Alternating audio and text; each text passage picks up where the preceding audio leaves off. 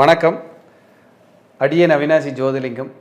27/7/2025 ஞாயிற்றுக்கிழமை முதல் தொடர்ந்து 14 வாரங்கள் ஞாயிற்றுக்கிழமை மட்டும் உயர்நிலை ஜோதிட வகுப்பு அருமையாக, பிரமாதமாக, பிரம்மாண்டமாக, சூட்சமங்கள் நிறைந்த வகுப்பாக, வெளிப்படையாக சொல்லித்தருகின்ற வகுப்பாக ஆரம்பிக்க இருக்கிறோம். ஆன்லைன் ஜூம் வகுப்பு. உலக நாடுகளில் நீங்கள் எங்கிருந்தாலும் இதை பயிற்றுவிக்கலாம். அடிப்படை ஜோதிடம் கட்டாயம் தெரிந்திருக்க வேண்டும். உங்களுக்கு உயர்நிலை ஜோதிடத்தை படித்து நீங்களும் ஒரு சிறந்த ஜோதிடர் ஆகணும். சூட்சமங்களை வருகின்ற கிளைண்ட்டுக்கு அற்புதமாக, தத்ரூபமாக நீங்களும் சொல்லி, நீங்களும் பெருமையாக, பிரம்மாண்டமாக இந்த துறையில் கொடிகட்டி பறக்கணும் அப்படின்னா இந்த வகுப்பு உங்களுக்கு ஒரு வரப்பிரசாதம். தவறாமல் கலந்து கொள்ளுங்கள். கீழ்கண்ட நம்பருக்கு முன்பதிவு நடைபெற்று கொண்டிருக்கிறது. நீங்கள் விரைந்து முன்பதிவு செய்து இந்த வகுப்பில் இணைய உங்களுக்கு ஒரு அருமையான வாய்ப்பு. உங்களை இந்த வகுப்பில் வருகின்ற வகுப்பில் நான் உங்களை எல்லாம் சந்திக்கிறேன். நன்றி, வணக்கம். வாழ்க வளர்க.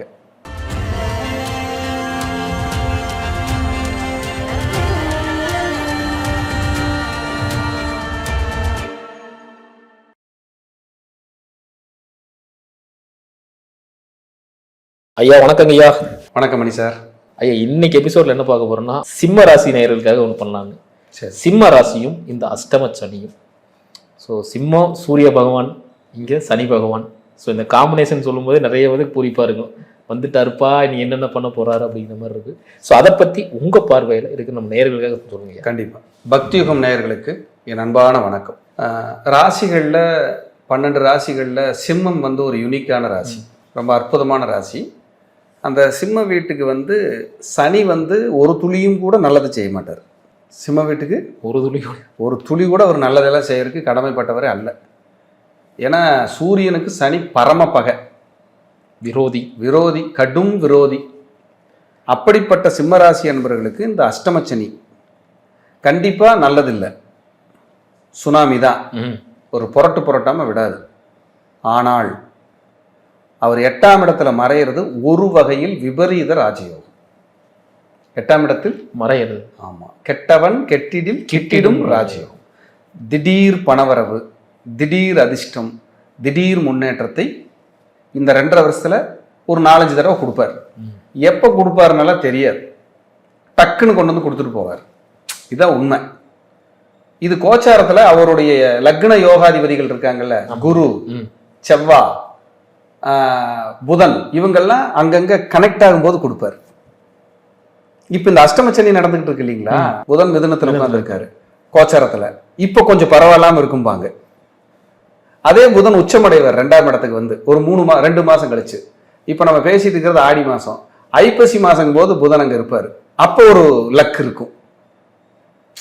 அதே போல உங்களுக்கு மார்கழி மாசத்துல புதன் ஐப்பசி, மார்கழி, கார்த்திகை, கிட்டத்தட்ட உங்களுக்கு தை மாசம், பிப்ரவரி மாசம் போது 1ஆவது மாசம் 2ஆவது மாசம் போது தனுஷ்குள் உட்கார்ந்து இருப்பார். அப்போ ஒரு லக்கு கொடுப்பார். இப்படி திடீர் அதிர்ஷ்டத்தை அப்போ கொடுப்பார். இப்படிதான் நம்ம அதை கால்குலேட் பண்ணி எடுக்கணும்.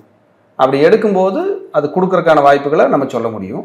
ஆனால் 8ஆம் இடத்துல இருக்கிற சனி அவர் இருக்கிற இடத்தை விட பார்க்குற இடத்த பாழ் பண்ணுவார். அவர் நேரம் எங்க பார்க்குறாரு பாருங்க, 2ஆம் இடத்தை பார்க்குறாரு.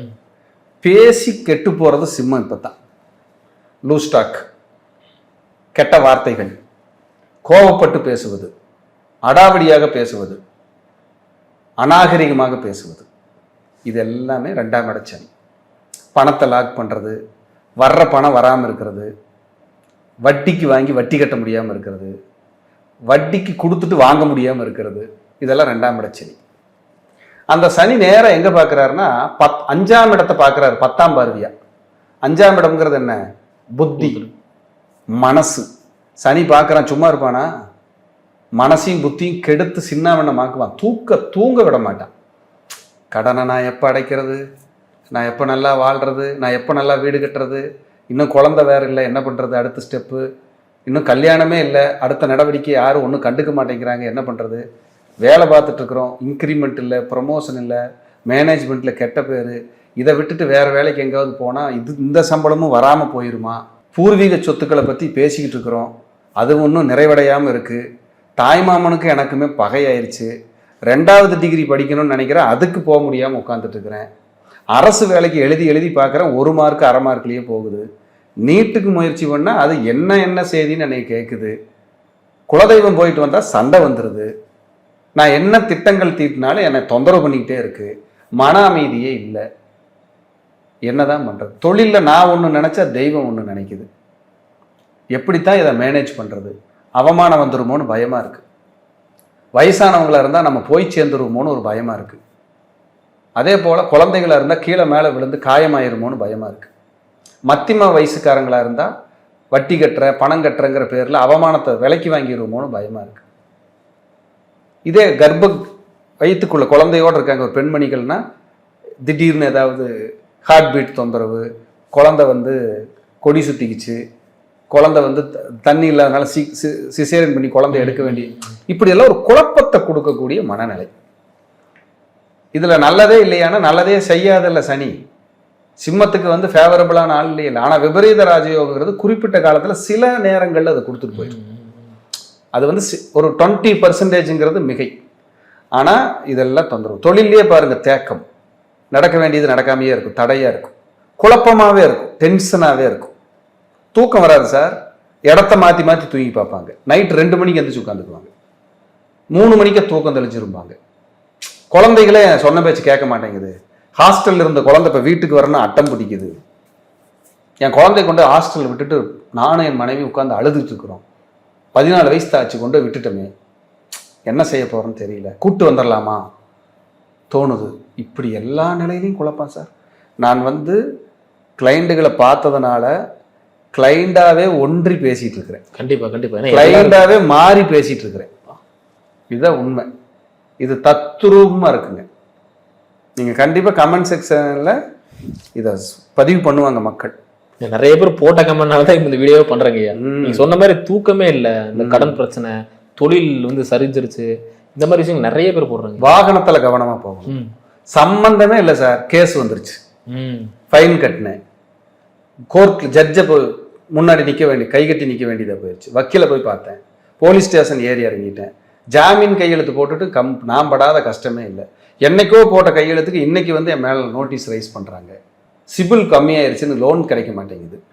வீட்டு வேலை எல்லாம் ஸ்டார்ட் பண்ணியாச்சு, டாக்குமெண்ட் இஷ்யூஸ்னால நிற்கிது. நான் ஒரு சின்ன தொகை கொடுக்க முடியாமல் நான் பாதிக்கப்படுறேன். இப்படி கடன் கேட்ட இடத்துல கிடைக்க மாட்டேங்குது. லோன் போட்டால் அப்படியே கிணத்துல போட்ட கல் மாதிரி கிடக்குது. ஏன்னா 2ஆம் இடத்தை சனி பார்க்குறானே, காசு எப்படி கொடுப்பான்? 5ஆம் இடத்தை சனி பார்க்குறானே, புத்தி எப்படி வேலை செய்யும்? 10ஆம் இடத்தை சனி பார்க்குறானே, கர்மச்சனி. யாராவது ரொம்ப நெருங்கியவங்களை இறந்துட்டாங்க, கண்டலன்ஸ்க்கு போயிட்டு வந்தோம், வேதனையாக இருக்குது சார், இந்த செய்தி என்ன வருத்திருச்சு, திடீர்னு ஒரு பிரச்சனை ஆயிடுச்சு சார். இதெல்லாம் கிரகங்கள். அஷ்டமச்சனிங்கிறது 10 7.5 சனிக்கு சமம். நம்ம அடிக்கடி சொல்கிறது அதுதான். இந்த காலகட்டம் இவங்களுக்கு நிதானம் தேவை, அமைதி தேவை, பொறுமை தேவை. ஒரே தான், நேராக திருக்கொள்ளிக்காடு கிளம்பி போயிருக்கு.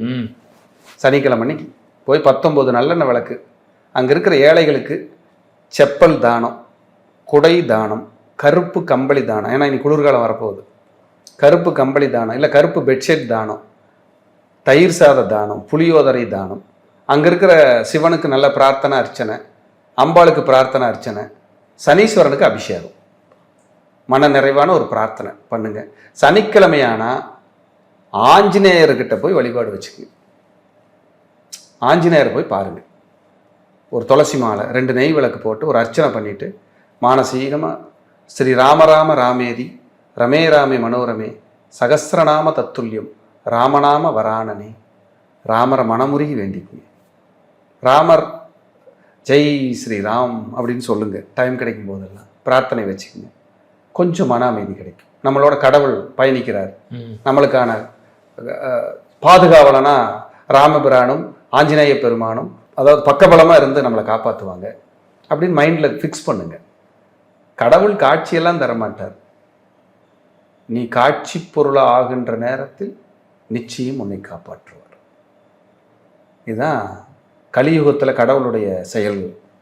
அதான் தர்மமே வெல்லும், தர்மந்தான் வெல்லும். இதில் எந்த மாற்றமும் இல்லை. நீங்கள் இது எதுக்கு தண்டனை? இப்போது நம்ம செஞ்ச பிரச்சனைக்கு, நம்ம செஞ்ச பாவத்துக்கு அதெல்லாம் சேகரித்து வச்சுட்டு இப்போ ஒவ்வொரு பேப்பராக பார்த்து தண்டனை கொடுத்துட்ருக்கோம். இந்தா இதுக்கு இது வச்சுக்கோ, இந்தா இதுக்கு இதை வச்சுக்கோ. இந்த அஷ்டம சனியில கொண்டு பெரிய லெவலில் இன்வெஸ்ட்மெண்ட் பண்ணிட்டு இருப்பாங்க. அப்பத்தான் போய் இந்த சிம்ம ராசிக்காரங்க உங்க தசாபுத்தியை பார்க்க சொல்றேன். ஃபேவரபுளா இருக்கா தசாபுத்தி, அப்போ அஷ்டம சனி பெரிய லெவலில் உன்னை தொல்லை பண்ணாது, நீங்க அப்படியே மெல்ல நகர்ந்துக்கலாம். இதுதாங்க உண்மை. அவங்க அதை விட்டுட்டு ஏன்னா இவங்க எங்கேயும் இறங்கி போக மாட்டாங்க, தன்மானம் ஜாஸ்திங்க, வீட்லயே இறங்கி போக மாட்டாங்க. பசிக்குங்க சாப்பிட்றேன்னு கேட்டால் தான் அப்படிம்பாங்க. அந்த கெத்து தன்மானம் மெயின்டெனிங். சூரியன் தானே? சூரியன் இல்லையா, நம்மளே அதை பற்றி பேசிகிட்டே தான் இருக்கிறோம். சிம்மம் இல்லையா, இப்போ சோம்பேறித்தனத்தை அதிகமாக கொடுக்கும். எந்திரிச்சு பல்ல விளக்கி போய் சாப்பிட்டு சொல்கிறாங்களே ஒரு சினிமாவில், அந்த மாதிரி இதெல்லாம் இப்போ அந்த சோம்பேறி. 8ஆம் இடம்ங்கிறது பேராசை, பிரம்மாண்டம், வீரியம். ஷேர் மார்க்கெட்டில் பணம் போடுறேன், 1 லட்ச ரூபா கட்டினா 2 லட்சம் கொடுக்குறாங்களாமா, எங்கேயோ எம்எல்ஏ மாமா பணத்தை போடுறேன், இப்படியெல்லாம் ஏமாறுறது சிம்மம் தான். நண்பர்களும் துரோகியார நேரம் கிடையாது. ஆமாம், 7ஆம் அதிபதி நண்பன், அவன் போய் 8ல் உட்கார்றான்ல. இதை விட என்ன தெரியுங்களா, உங்கள் துரோகம் பண்ணுறவனை தோலுரிச்சு காட்டுற நேரம் உங்கள் கண்ணுக்கு காட்டும். ஐயோ இவன் கூடயா நம்ம பழகிட்டு இருந்தோம், இவ்வளவு வருஷமா இவன் கூடவா சுத்திக்கிட்டு இருந்த, சாவகாசம் வச்சுக்கிட்டு இருந்தான், தோல் உரிச்சு காட்டுகின்ற நேரம் சிம்மம்.